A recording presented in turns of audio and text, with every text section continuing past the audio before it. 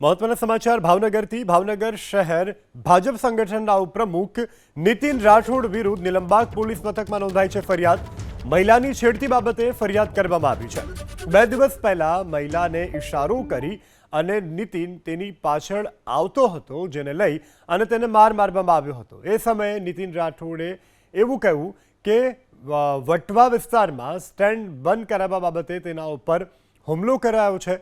તો નીતિન રાઠોડે 3 લોકો વિરુદ્ધ ગુનો પણ દાખલ કરાવ્યો હતો। સ્થાનિક પીઆઈ ફરિયાદ લેતા પહોંચ્યા અને તેના ઉપર બુટલેગરોને લઈ અને આક્રોશ વ્યક્ત કરી પોલીસ ઉપર પણ ગંભીર આરોપ લગાવ્યા હતા। પણ હવે આ ઘટનામાં નવો વળાંક આપ્યો છે અને નીતિન રાઠોડ વિરુદ્ધ નોંધાવ્યો છે મહિલાની છેડતીનો ગુનો।